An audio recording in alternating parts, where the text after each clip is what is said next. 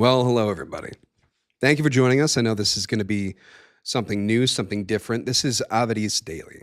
Avedis Daily has to do with the Armenian word concerning the gospel, but one of the things that we are stepping out into the world with to offer you is real news, real platform with real people, and uh, a network of contributors that are going to be operating on a platform focused on no norms. We'll probably find trends and different things that help us break through the algorithm and pop up on more people's phones as we grow our footprint. We're primarily looking to change what news is.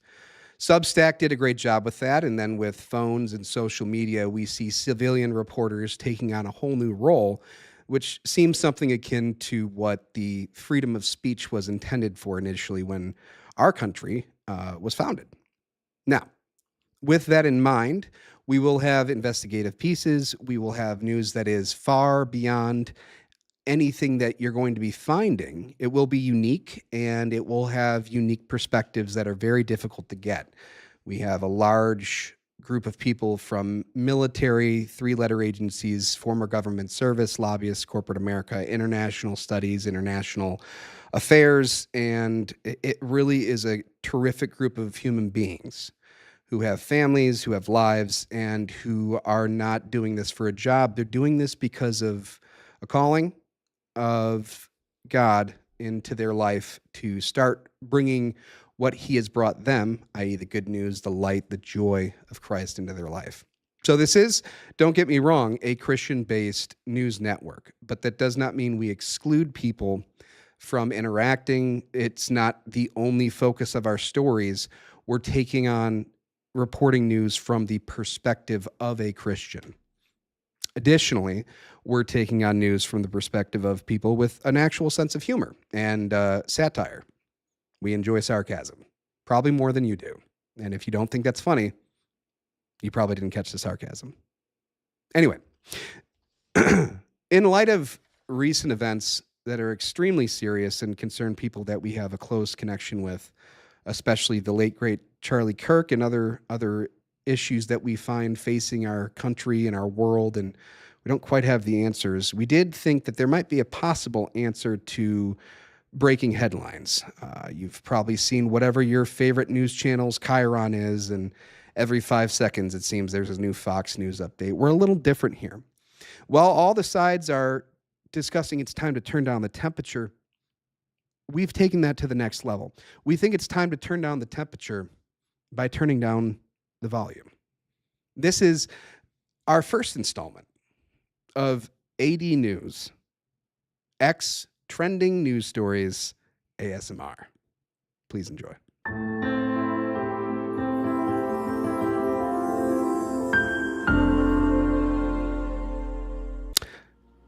All right, everybody, we're getting real close here. Come on.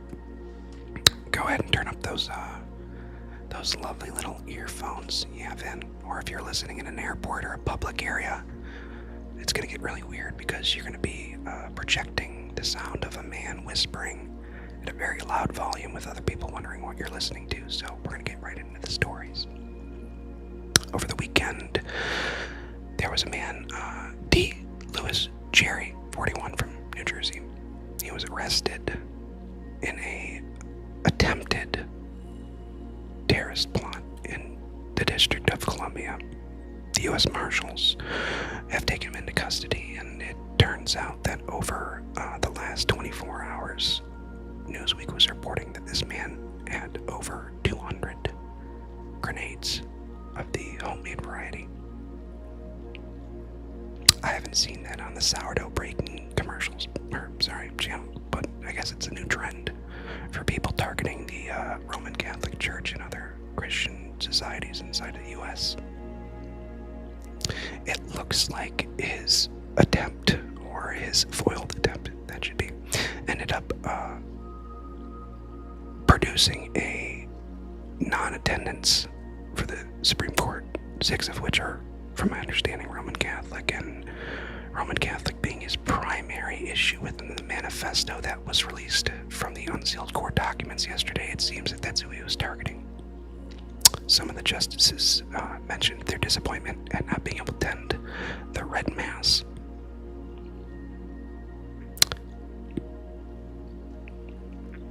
I mean, it's a bit on the nose that that's the actual Mass name, too.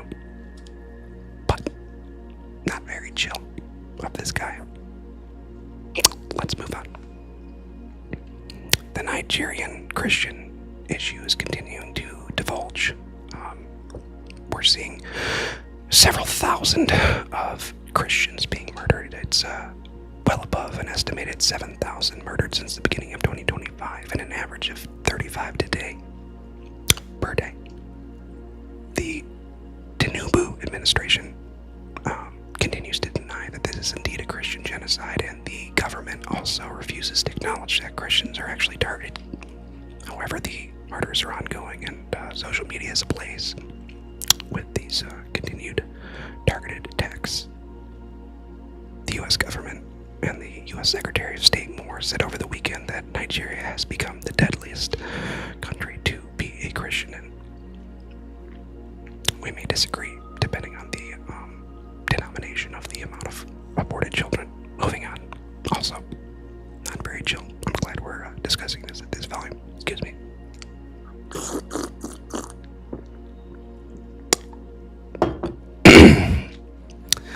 I just burned the absolute crap out of my tongue.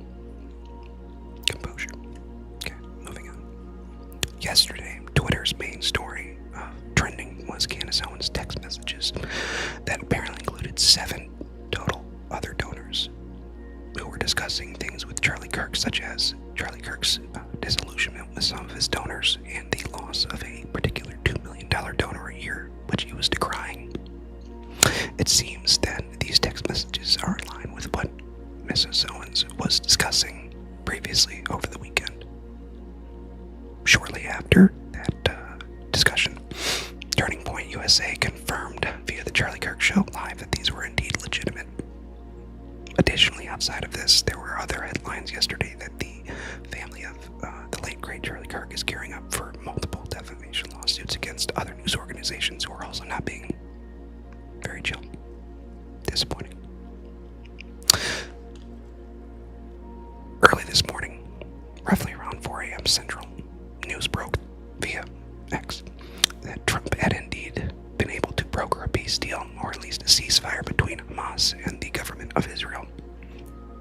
4 hours later, the Times of Gaza, via Francesca Albanese of UN Special, dropped a video of the Israelis firing with what appears to be a tank on some assumed civilian positions. We can't confirm if those are or not civilians, but also not very chill. With this topic being discussed, it was very much publicized, the celebration for a win for the Trump administration. Aisha Hassin on Fox News only an hour ago was discussing this issue with the Democrat from Pennsylvania, who's become the biggest physically and metaphorically surprise for both sides since the election, John Fetterman. She asked him if he thinks that Donald Trump should receive this prize of the Nobel Peace Prize, and he said, well, if the peace deal sticks, it's kind of what the Peace Prize was created for. Time will tell. Also, a little more chill, so. Sorry. Headphones. The U.S. government shutdown is on its 9th day. Yesterday, we saw some very mature conversations playing out with Democratic Hakeem Jeffries and Republican Mike Lawler. You may have seen this video. We'll post it here for your personal educational entertainment. History, including, by the way, the average New Yorker getting a $4,000 tax cut. Are you against that? You're embarrassing yourself right now. You want to cut? You're not going to talk. You're not going to talk to me. You're not going to talk to me. Fraud. Oh, I'm listening. So why don't you just keep your mouth shut? Oh, because you showed up. Is that the way to talk? You showed up.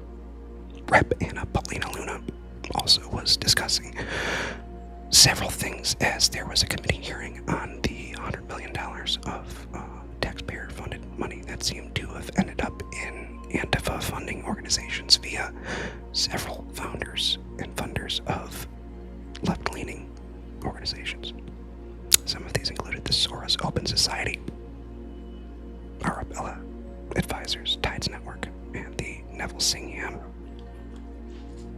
among others.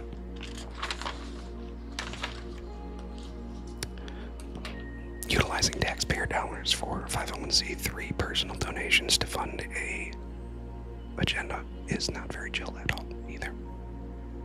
I'm sorry, this was not entirely planned out. I'm going to try to give you some more ASMR stuff. I don't have any nails. This is just me tapping on a legal pad with like on the flat of my fingers, so. Alright, well, that's about all I can do. I'm basically holding my breath at this point. This has been ASMR AD.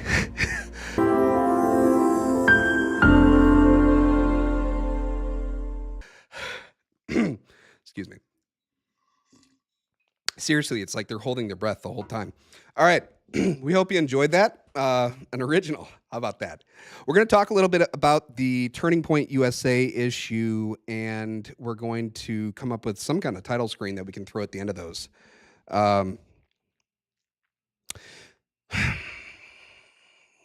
We'll just jump right into it without providing any feelings on one side or the other. I more want to take kind of a step back and an evaluation of what's going on. The Candace Owens story with the text messages and the moment from after Charlie Kirk's assassination, fallout between many people, the enormous outpouring of support globally. There is so much surrounding this that it is indeed a globally shifting event. It's difficult to put something of a similar level in our lifetime other than maybe 9/11, where the entire Earth had a reality check. The fallout from that is, it seems like there's been kind of an awakening. There's a bit of a positive side. A lot of people are standing up. One of the things that Charlie Kirk had as a dream for his future for the Turning Point organization was to expand the total amount of chapters to something much larger national. I believe his number was actually lower than what it has been recorded since his passing. The total number of high schools and colleges that have joined on or filed to open chapter has gone gangbusters, and it seems like pastors and students alike have taken this as a rally cry to stand up for what is coming. I'll admit, watching people's reactions, especially those who consider themselves news personalities, talk show hosts, podcast hosts, there was a real look on everyone's face that was interesting to me, because for my last 4 or 5 years, my background in understanding societal shifts, governmental shifts, it's something that I've studied. And over the last 5 years, I kind of had an understanding of nobody really seems to get how close this country is to just exploding. Guys, this is first time. Don't ban me, YouTuber. We're going to have to stick on Rumble and X.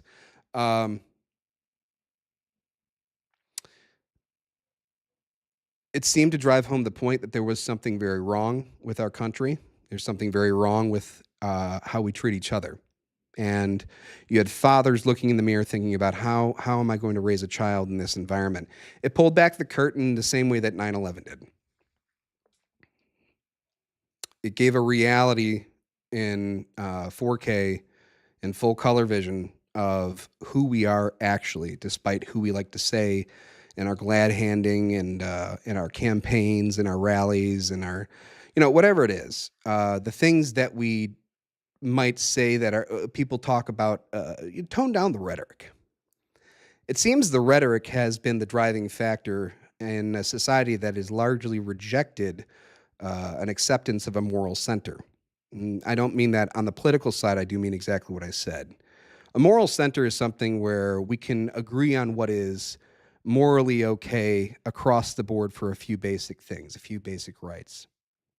With Charlie being assassinated, I think one of the things people are noticing now is the potential fallout of what could have happened last year during the campaign cycle if the attacks on President Trump had been successful. Additionally, we're seeing the fallout from distrust in several different governmental organizations due to what people are perceiving. And I want to listen. I have friends in the administration. I have friends on both sides of the aisle. People are perceiving a lack of transparency, and it is giving rise to mistrust.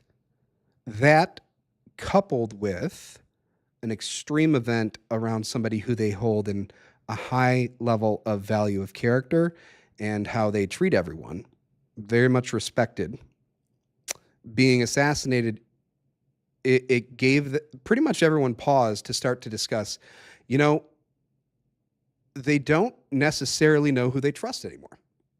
Not just, okay, somebody on the other side of the aisle that they won't talk to on holidays anymore. Now it's getting to the point where they may not trust their own side, and who do they turn to? What that divulges into is chaos. That's what I saw yesterday.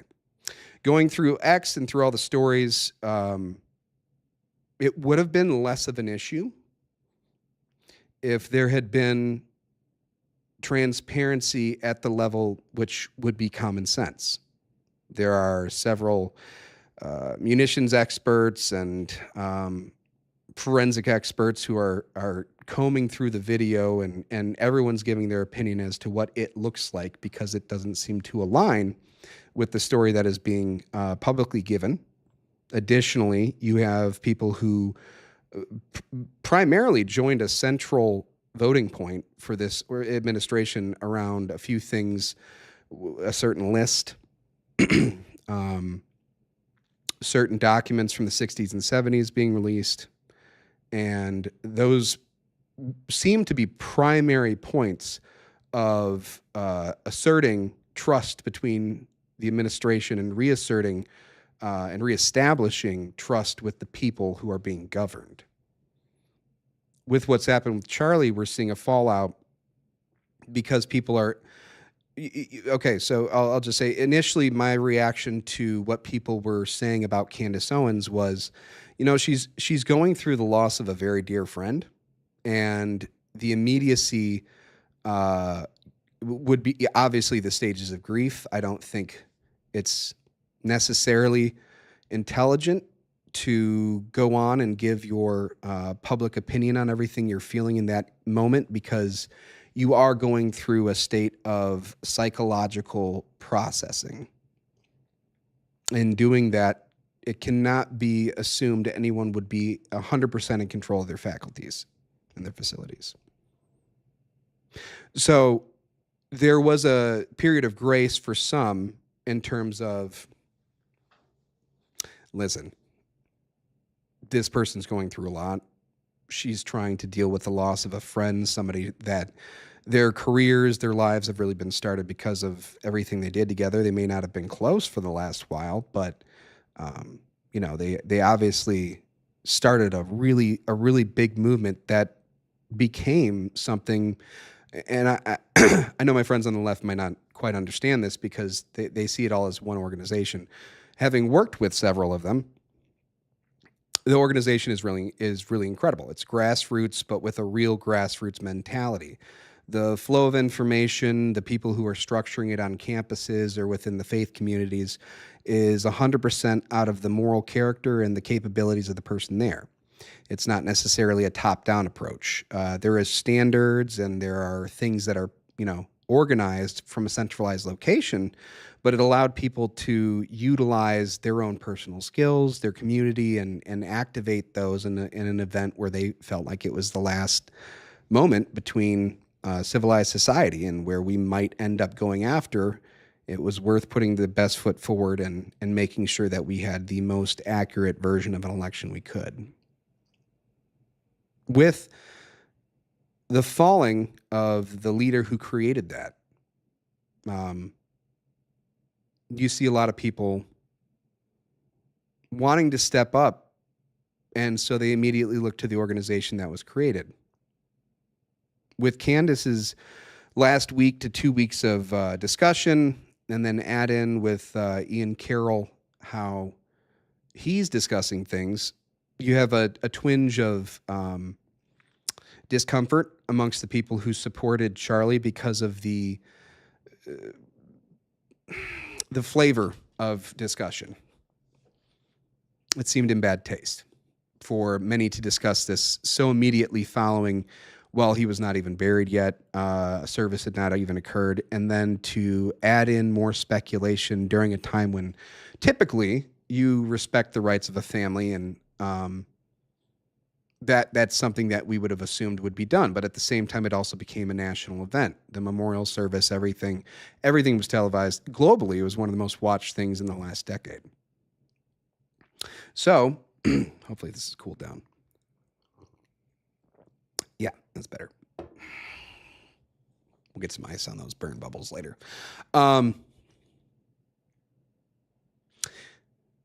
So with Candace coming out and saying the things that she did, many people were instant to react out of defense of Charlie and the family in a way that would push those aside, almost immediately dismiss them.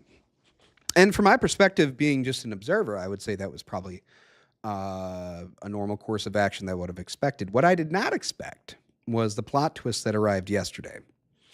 And the reason it was so difficult to watch is because of the fallout that occurred between people who had maybe at the beginning of the day been very close friends. At the end of the day, might not even trust each other in the same room. So I want to discuss that just from the perspective of a solution-based concept and reviewing what I saw just as a brain and a mind, just a man, really, sorry. It looks like there was some narrative driving. Where the origin of that comes from, especially in a time where we also have a heightened level of hyperfixation on global events and wars and skirmishes and attacks on several different sects of people. There is a very clear trend on social media and online that focuses in one direction. It's leaning in one direction. It's not balanced in terms of one side or the other is winning a propaganda war. Now, I've discussed this with several people trying to say, it's interesting we're so focused on one of these issues when it's not even the primary issue right now in terms of total deaths. The specific targeting is more of a peoples versus a peoples versus an internal people versus a ethnicity. We see in China with the Uyghurs, or a religious sect, Islamists and others receiving, and this is going to be difficult to understand.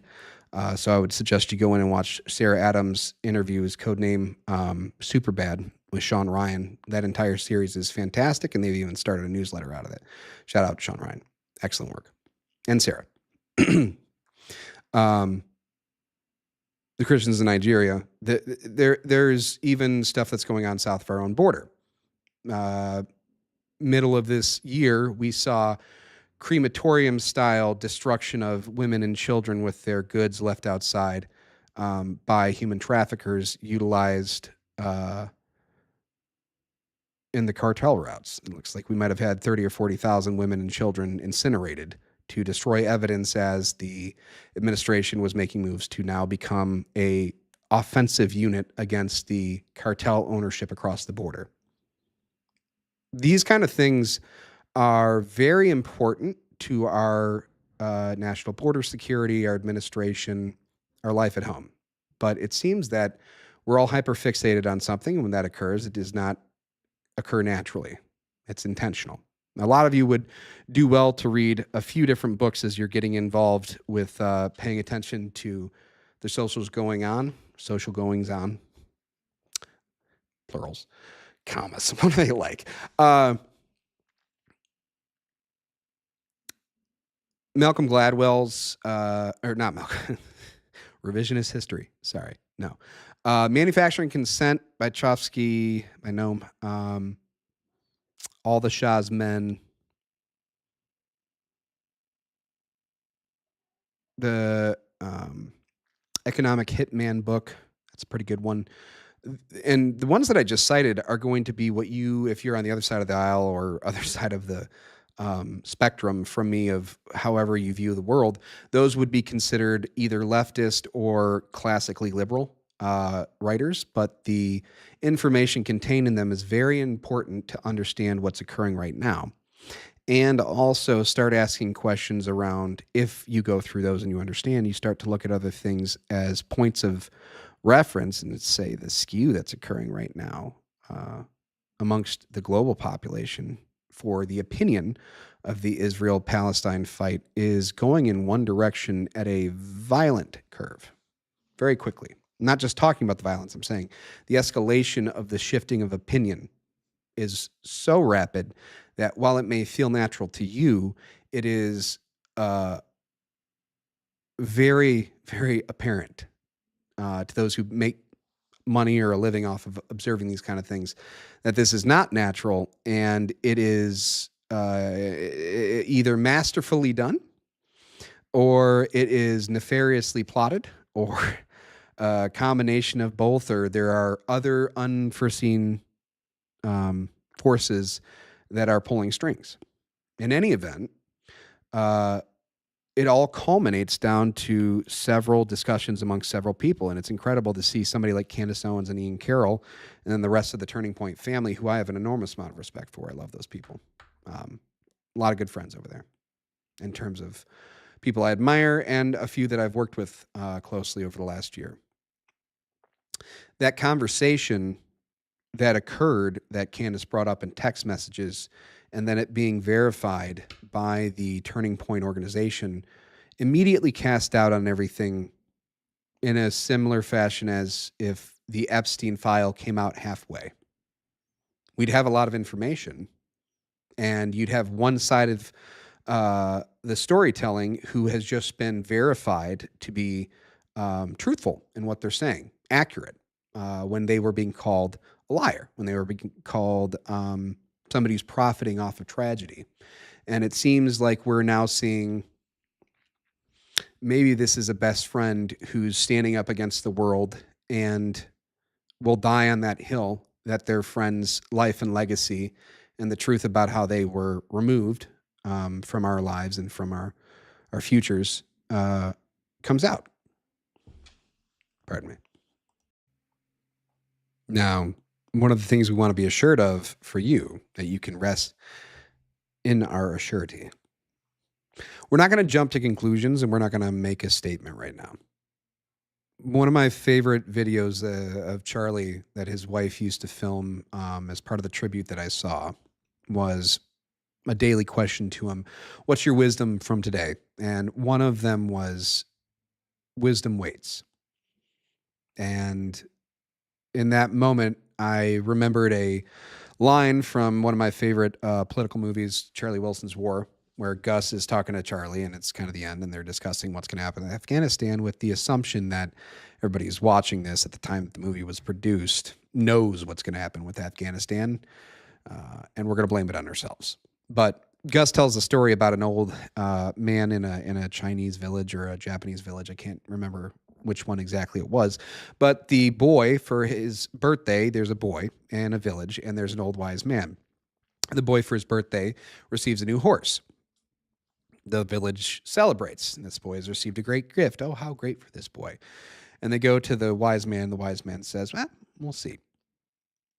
Next amount of time passes, and the boy falls off the horse and breaks the crap out of his arm. He can not do anything. He can't work. He's invalid. He seems like he's pretty much useless to the village at that point. They say, oh, how terrible. And the old man, judging the situation, says, we'll see. Then a war breaks out, and all the young men of the village have to go off, but only one is given removal from the draft, we'll call it, because of his invalid nature from the horse, from the arm break. Now they say, oh, how wonderful. He's the only one who's going to survive. He doesn't have to go to war. And the story ends with the wise man saying once more, we'll see. Jumping to conclusions right now is not a good idea. Making a statement for your audience is understandable, but many of you who are in the radio and the podcast business at least knew Charlie or benefited from his work or people around him. So my word of caution is just that. Wisdom waits. Stand by Charlie's words there and listen to them, because as we all looked up to him for many things of his wisdom beyond his years, I think that one right there was a message from beyond from Charlie, letting us know that don't be the first. Be the one who's correct. Don't run down. The bull walks down. We're going to pause on that because I'm sure we can retouch it. I'm sure hourly this is going to continue. A couple other things that we wanted to bring your attention to, which aren't typical on the news cycle. There is a few religious, organizational, denomination news stories that are kind of all culminating right now. A lot of people don't know the history of Jerusalem's four quarters. You have the Muslim quarter, the the Jewish quarter, the Armenian quarter, and what would be the rest of the Christian quarter. I think I'm going to sound really dumb if I got that wrong. But the Armenian quarter has been there since roughly the 4th century AD. Armenia was one of the first nations to adopt Christianity and was indeed credited with being the actual first. So they went and set up shop in Jerusalem to learn from the following teachers from the apostles. Armenia, giving a little history here, was evangelized by Thaddeus and Bartholomew, and is one of the few apostolic places, such as the Coptics in Egypt, the Assyrian Christian Orthodox Church, and other places that have a direct lineage from the apostles. So it's a place where they hold about as much ancient foothold in that area, in that very small contested geographical plot, as anyone else. What's occurred since the beginning of the Palestine-Israel conflict is the government of Israel has been focused on winning a war, getting hostages. The governments of Turkey, Palestine, Qatar, and a couple others have been focused on continuing this and a PR war. I'm not going to give you a whole history lesson on everything. There is a article that we have up from last November regarding this coordinated effort and Turkey's not really honest interactions with our military personnel, especially regarding our nuclear armaments, which are based there in Turkey. So feel free to go to 80 News and find that. It's on our front page right now. We'll have a lot more stories coming out. But what's been occurring is we've seen a little bit of the boy who cried wolf in the U.S. with regards to what people are saying about nationalists versus globalists, that the nationalists are going to utilize what's going on in the U.S. to kick out people who have a rightful stay. They're going to go after legal citizens. They're going to go after people because of the color of skin. While that's not founded in law or what is being said, it is a PR battle that's currently going on, and we recognize that. And there is validity when you put it through certain lights and you capture certain sound bites. It seems like we're in a constant campaign, and I think that's why the last 10 years, including COVID's, warp speed 4-year, 5-year period, zoomed by so quickly for everyone. It's been never ending on a campaign cycle. Previous, if you're old enough to remember the 90s, this isn't how society was. Society was different. We were much more cordial to each other. Racial tensions were nowhere near where they're at right now. The ability to laugh and do things together was encouraged, and everyone was pretty much excited about that. There's, of course, people that are going to say, "Oh no, it's disillusionment," or "You're looking through rose-colored glasses." The point is, the last 10 to 15 years, if you've been living it, it's been so fast, and I've had several discussions, and I'm sure we all have. Where is this time going, and how is it moving so fast? I think it's because it's global event to global event to global event. We seem to not have a pause in between the adrenaline rush. What's funny is you can actually see this physically playing out in males and females just hormonally. A lot of people discuss the drop in testosterone levels in man, and they liken it to, oh, well, if you were in the military or you played a sport, your adrenaline level was so high, and so this is kind of a new thing where people didn't want to discuss it because society was all right with failing or lowering the male testosterone level socially across the board, so they were totally fine with this happening. I think it's a little deeper than that. There's many different studies you can look at for the ways that testosterone in males and females grows, and several of the things have to do with doing work, lifting, eating healthy, having something that you enjoy as a profession, responsibility, stuff like that. Right now, everyone's pretty much jumping on board with tribalistic mentality, and that is an adrenaline rush. So similar to the causes of drop and testosterone treatment for now late 20s, early 30s males is extremely high. It's probably because the late 20s, early 30s males and females have lived through what is legitimately over 20 years of war. You don't really get, a peaceful metabolism and immune system and social and mental clarity and peace by plugging into society every day. So we're joking, but I do think the ASMR news thing is going to be something we do. I think it's funny. No, tell me it's not. But right now, society is all up in arms over literally everything, and it's not even a boiling point. It's already spilling over every day. So when we look at what's going on in Israel, wind all the way back here for you.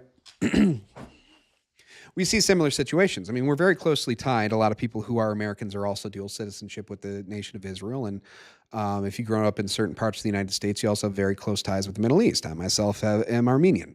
And so I have ties to people in Egypt and Lebanon and Pakistan and Iran and Russia and Great Britain. And those are all through diaspora collection of my people who have been living in diaspora since the genocide. One of our issues, being one of the two primary groups in the U.S. Having lived through and survived a genocide, is a recognition from the people who performed it. There's no real catharsis yet for Armenians, and I think that's why a lot of us have it is a primary and the sole issue of our identity, when we also couple that with saying we're the first Christian nation. Our nation is Christian. So we're going to kick off this first section just with a quick update so that you guys are aware. There are bad actors in the U.S. and over in other states who would like to utilize, on both sides of the aisle, by the way, I want to make sure that's very clear, both sides of the aisle have allies for and against the Christian populations in the Middle East.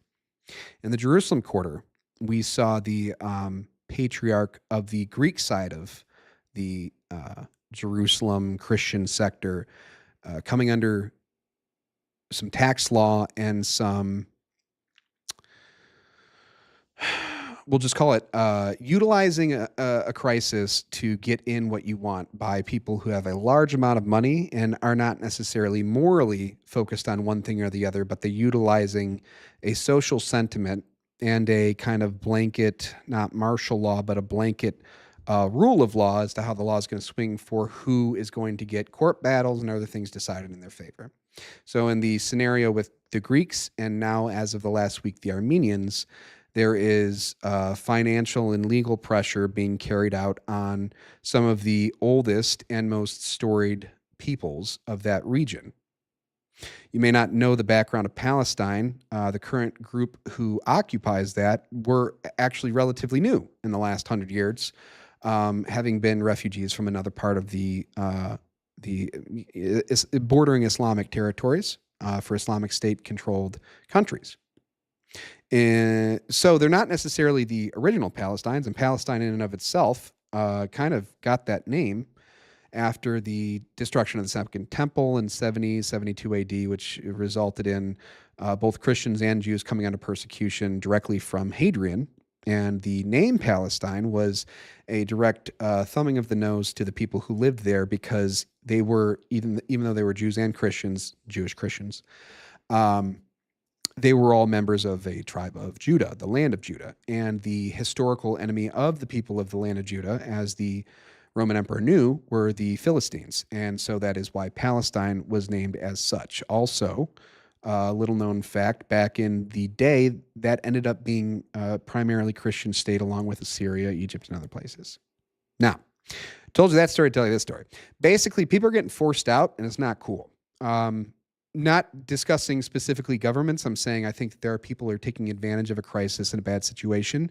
And we want to make you aware of that the oldest Christian organizational center of Christendom in our, if you are a Christian and observing this, or at least culturally trying to have an understanding, our central of our Holy Land is being specifically targeted by real estate and legal issues, and they're utilizing tax and citizenship questioning, similar to internment of the Japanese during World War II. Essentially racism, but racism with a nationalism surrounded with an absolute kind of end-all, be-all, whatever I say is right. So it's becoming very tricky for the Christian side of things to end up supporting who they've been trying to support, which this is how we loop all the way back to Candace and to Charlie. Charlie's text messages were discussing this very same thing of a Christian trying to focus on assisting Israel. And I think it's a good group of people to talk to understand this, because we're also one who have been hunted into extinction. One of my family lines is completely extinct. The paranoia carries out throughout generations. It's similar to an animal which learns that something's poisonous or that something's dangerous. If you have anybody, this is a compassionate thing, looking towards the people of, the Jewish nation, Jewish history. They have received persecution and generational trauma through being targeted with the rhetoric that seems to be recurring now. To that end, if you're brand new, what you're going to get is a reaction which is pretty natural, actually. If you've seen this happen and reoccur over and over, and you had your grandparents like I did tell us about what occurs before your family's rounded up and 100 of you are killed, they're seeing it. And so a lot of people don't know Israel created the nation state with the statement of never again. But it doesn't mean never again like you and I think of for 9/11 as a never forget. The purpose of the state of Israel and the Zionist movement was to absolutely rid themselves of any reliance upon any other government or any other global people. They said the world has proven time and again that they don't care about us, so we will never again care what the world has to say when we're fighting for our survival. Because of that, they're carrying out what they've stated since they started that. And we can have people on and discuss this in long form. We're looking forward to that. But the current issue that we're facing is a very real and justifiable paranoia is turning into something that is negatively affecting the global view, and it's shifting, as we said, very rapidly. Because of that, Charlie was trying to mention this, and that is where a whole bunch of questions arise. So as we said, we'll see. As Christians, I want to remind everybody that if you really want to kick in the pants, this is tweed. It's just too old-timey of a saying for me. I'm trying not to blow up the first episode with my language. If you want some humbling to occur today and centralize your day around Christ and his compassion and love, Paul is a great place to go to right now for what we're experiencing. As my fellow brothers and sisters of the Armenian and the Armenian diaspora community, and I am an American citizen, also a USMC veteran.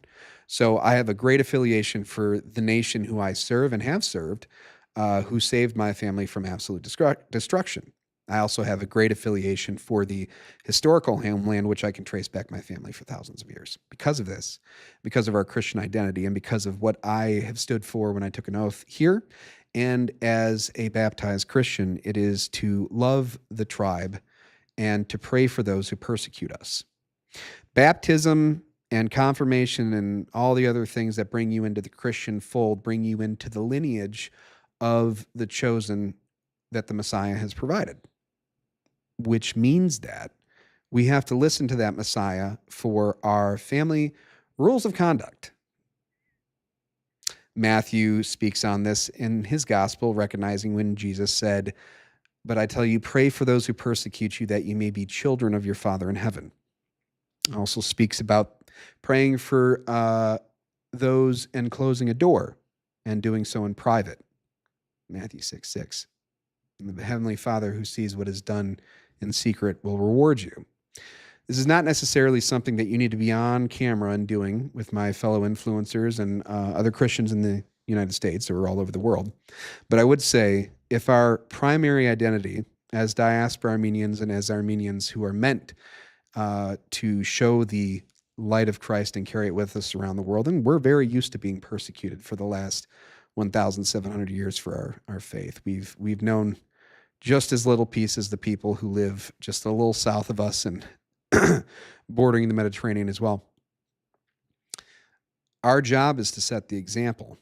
As the first Christian nation, if you have any relation, or as Christians in general, regardless of how we feel, and regardless of what we're seeing, the way that we are known for our identity, the way we will be set apart, and the way we will see true revival, which I think Charlie really kicked off, is through compassion and through love for the ones that specifically persecute us. That is how we show our true identity in our faith and in our historical background.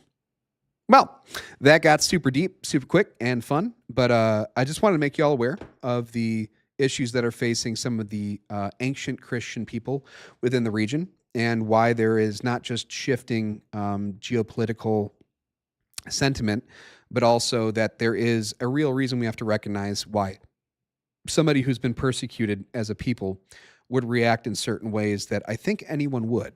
I want to just remind everybody as we're sitting here, take your personal, whatever you identify as your ethnic heritage,